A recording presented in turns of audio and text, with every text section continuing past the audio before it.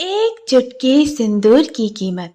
एक चुटकी सिंदूर की कीमत क्या होती है, ये रमेश बाबू जाने या ना जाने, लेकिन आज की हमारी नायिका स्वाति को तो पता चल ही गया।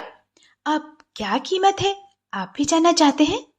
स्वाति जो इतनी सुंदर कि जो कोई भी उसको देखता तो बस देखता ही रह जाता। अरे ममता बहन, आपकी बेटी स्वाति कितनी समझदार और बलवान लड़की है। इससे तो जो भी शादी करेगा वो किस्मत वाला ही होगा। अरे रहने दे, इसके पिता ने पढ़ाई लिखाई कराकर सर पर चढ़ा रखा है, घर का काम नहीं जानती, पता नहीं कैसे ससुराल में कटेगी इसकी। अब कौन काम करता है ससुराल में? आज के जमाने में बहुओं से खाना बनाने से लेकर झाड़ू पोछा हर काम के लिए हेल्पर रख लेते हैं। इतनी सुंदर पढ़ी लिखी बहुओं से तो लोग बस घर की शोभा बनाकर रखते हैं। तभी स्वाति आ जाती है। माँ, कुछ खाने को दे जल्दी, आज ऑफिस में बोर्ड की मीटिंग है।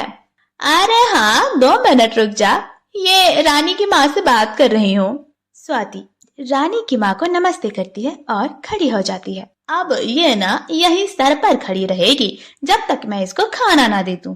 अच्छा बहन, बाद में बात करती हूँ फ्री होके। ओके। और पड़ोसन चली जाती है। एक रोटी खुद बनाकर खा नहीं सकती क्या? अरे क्या होगा तेरा ससुराल में? अरे क्या माँ, हर बात को घुमा फिरा के ससुराल पे ले जाती है। एक चुटकी सिंदूर की कीमत तुम क्या जानो रमेश बाबू। वैसे ससुराल में ऐसा क्या होता है जो लोग ससुराल के नाम से डरते हैं? वो तो तुझे ससुराल जाके ही पता चलेगा। एक चुटकी सिंदूर की कीमत। खैर, स्वाति की शादी की उम्र होती है तो पिता को शादी की चिंता सताती है। वो लड़का देखना शुरू करते हैं। तभी उनको मयंक मिलता है जो अच्छा कमाने वाला लड़का था। उनके पास जब स्वाति का रिश्ता आता है तो मयंक के पिता, देखो स्वाति जैसी लड़की बहुत किस्मत से मिलती है। मयंक, तुम ये खैर मनाओ कि उस लड़की से तुम्हारी शादी हो जाए। क्यों जी, ऐसी क्या बात है उस लड़की में? क्या 10 मिनट में क्या बारात को खाना खिला देती है, या फिर पुराने कपड़े सिल के नए बना देती है, या फिर... अरे बस कर, ये सब करने वाली लड़कियां अब डिमांड में नहीं है। अब तो ऐसी लड़की की तलाश होती है जो बेटे के बराबर कमाए, दोनों खूब कमाए, खूब ऐश करें, बच्चों को अच्छा माहौल दें, पैसा जमा करें, सास ससुर भी खुश और बहू बेटे भी खुश। क्यों मयंक? जी पापा, वैसे मेरे पास पैसों की कमी नहीं है, पर माँ का सपना था घरेलू लड़की का। बाकी आप लोग आपस में डिस्कस कर लीजिए। अरे रहने दो, कमाई बहुत कमाता है बेटा हमारा, हम लोग को कोई जरूरत नहीं पैसे वैसे की। आप तो बस एक काम करो, उस लड़की से पूछो कि उसको घर का क्या क्या काम आता है। तुम तो चुप ही रहो। रमेश बेटा, तैयार हो जाओ, हम उस लड़की के घर जाते हैं। फिर क्या, माँ को छोड़कर दोनों बाप बेटे स्वाति को देखने उसके घर जाते हैं। स्वाति होने वाले ससुर से थोड़ी देर में घुल मिल जाती है। तो बेटा बिल्कुल ठीक रहा, तुम मेरा बिजनेस का सारा फाइनेंस देखोगी और साथ ही बिजनेस को बढ़ाने में मेरी मदद भी करोगी। तो बोलो, रिश्ता मंजूर करें? जी बिल्कुल। कम से कम आपने ये तो नहीं कहा रसोई का सारा काम कर लोगी, सुबह जल्दी उठकर भजन गा लोगी और मोहल्ले से पंचायत करोगी। इससे तो अच्छा ही है तुम्हारा प्रपोजल। मयंक देखता ही रह जाता है कि क्या हो रहा है, पर पिता के सामने कुछ नहीं कहता। लेकिन शादी के बाद देखो, पापा की बातों में आने की कोई जरूरत नहीं है।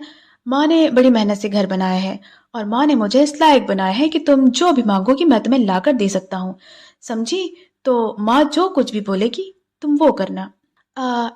ठीक है, क्यों नहीं, ससुराल है, यहाँ तो सास ससुर का सुनकर ही रहना पड़ेगा। ससुर का तो सुन लिया, अब सासू माँ का भी सुन लेती हूँ। स्वाति सास के पास पानी लेकर जाती है। देखो बहू, लड़की जितना भी पढ़ ले, ये जो तुम अपनी मांग में देख रही हो ना, इसकी कीमत क्या होती है जानती हो? जी माँ, मैं तो नहीं जानती। तो जान जाओगी, मेरे साथ रहोगी तो जल्दी ही जान जाओगी। चुटकी भर सिंदूर की कीमत क्या होती है।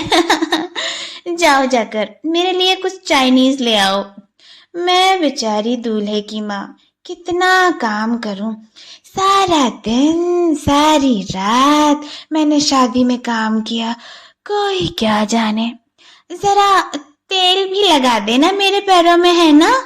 माँ जी, शादी तो मेरी भी थी, दुल्हन तो मैं भी बनी थी, तो मेरा भी तो आराम करना बनता है ना।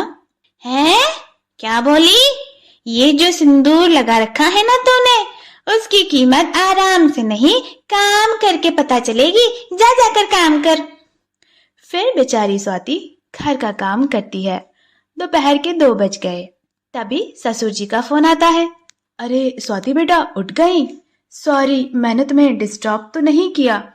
बेटा वो क्या है ना, गाड़ी भेज रहा हूँ, क्लाइंट मीटिंग है, तुमको अटेंड करनी है, जल्दी से ऑफिस आ जाओ। स्वाति जो अभी फ्री हुई थी, ससुर जी की आवाज में फौरन ऑफिस पहुंच जाती है। आओ आओ बेटा, she is my daughter in law, she will continue the meeting. अच्छा बेटा, गुड लक। बेचारी स्वाति समझ ही नहीं पाती। फिर मीटिंग कंप्लीट करके जैसे ही स्वाति घर पहुंचने वाली होती है, तभी पति की कॉल आ जाती है। अरे वो स्वाति, मेरे दोस्त घर पर आने वाले हैं, तुम जरा बढ़िया सा खाना बना देना, ओके? और आज जो तुमने सब्जी दी थी वो तो बहुत स्वादिष्ट थी। अच्छा सुनो, कुछ मीठा भी बनाना, ओके? चलो बाय। और हाँ, लाज रख लेना जरा सिंदूर की। चलो बाय। हाय रे सिंदूर। स्वाति का तो हाल बेहाल हो रहा था, लेकिन पति के दोस्त आने वाले थे तो स्वाति भी लग जाती है काम पे। ढेर सारा खाना बनाती है और पति के दोस्तों का स्वागत भी करती है। तभी स्वाति की माँ का फोन आ जाता है। कैसी है मेरी बेटी, ससुराल में ऐश कर रही है ना? माँ को फोन करने का वक्त भी नहीं मिलता क्या?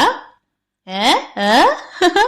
पता चल गया ना, एक चुटकी सिंदूर की कीमत क्या होती है? स्वाति कुछ भी नहीं बोल पाती और सर पर हाथ रख लेती है। अगर आपको ये वीडियो पसंद आई हो तो चैनल को लाइक करना और सब्सक्राइब करना ना भूलें।